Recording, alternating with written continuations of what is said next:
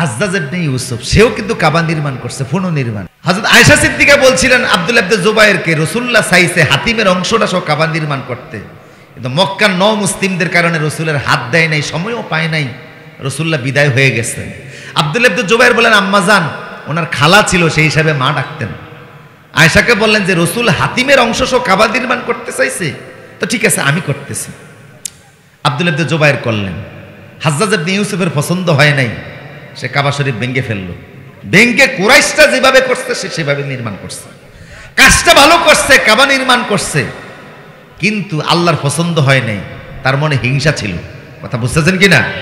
জুবায়ের কেন কাবায় হাত দিল? জুবায়েরের নমুনা সে রাখবে না, সে নতুন করে কাবা নির্মাণ করবে। এই অসৎ নিয়াইতে কাবার মতো জিনিসের খেদমত করার পরেও আল্লাহ তারে এমন শাস্তি দিলেন, মরণের আগে দেখা গেল তার পেট ব্যথা, প্রচণ্ড পেট ব্যথা।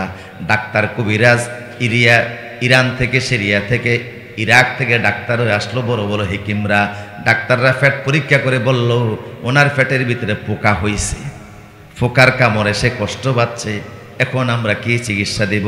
পোকা মারার জন্য যদি ওষুধ দেই তো পোকাও মরবে, উনিও মরবে, পোকাও শেষ, হাজ্জাজ ইবনে ইউসুফ শেষ। এখন কি করা যায়? হাজ্জাজ ইবনে ইউসুফ কয় আমি সারা মুসলিম বিশ্বের প্রধান সেনাপতি, আমার চিকিৎসার কোনো ওষুধ দেয়? তো এক হেকিম ছিল, বড় পণ্ডিত মানুষ, বিজ্ঞ মানুষ, উনি বলেন একটা ওষুধ আমার কাছে আছে, সেটা হচ্ছে আপনি কাঁচা গোশত খাইবেন। তো কিভাবে? বর্ষি দিয়া যেভাবে মাছ ধরার জন্য খাবার ফেলায় পুকুরের ভিতরে, ওই রকম সুতার মধ্যে বেঁধে কাঁচা গোশত আপনি গিলে খাইবেন, চাবাইবেন না।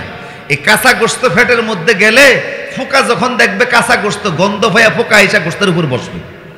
কিছুক্ষণ পর পর সুতার টাইনে বের করা হইলে ওই কাঁচা গোশতের মধ্যে করে কিছু পোকা বাহিরে আসবে, আবার কাঁচা গোশত গিলবেন, ফ্যাটের ভিতরে যাবে, পোকামাকড় ধরবে, কিছু পোকামাকড় কাঁচা গোশতের মধ্যে বসবে, সুতা টাইনা টাইনা ঠোঁট দিয়ে বের করানো হবে, কিছু পোকা বাইর হবে। এইভাবে করে কাঁচা গোশত দিবেন আর পোকায় ধরবে, বের করবেন, যতক্ষণ বাঁচেন বাঁচেন। পদ্ধতি অ্যাপ্লাই করা হলো। আমি চিন্তা করছি সেই যুগে চিকিৎসা পদ্ধতি যাই ছিল, পৃথিবীতে প্রথম ইবনে সিনা আধুনিক চিকিৎসা পদ্ধতি বের করছে পাকস্থলীর, কিন্তু সেই যুগে এমন পদ্ধতি এই কবিরাজ কেমনে বের করছে? কথা বুঝতেছেন কিনা? ইবনে সিনা প্রথম পৃথিবীর ব্যক্তি যিনি পাকস্থলীর ঘা এটা তিনি আবিষ্কার করছেন, পাকস্থলীর ক্যান্সার তিনি আবিষ্কার করছেন, এই যে বহুমূত্র ডায়াবেটিস এটা ইবনে সিনার আবিষ্কার প্রথম, মায়ের পেট থেকে বাচ্চার শরীরে রক্ত যায় এটা ইবনে সিনার আবিষ্কার, সবচেয়ে বড় কথা অ্যানেস্থেসিয়া করা, রোগীদের অবশ কইরা চিকিৎসা করা এটা ইবনে সিনার আবিষ্কার।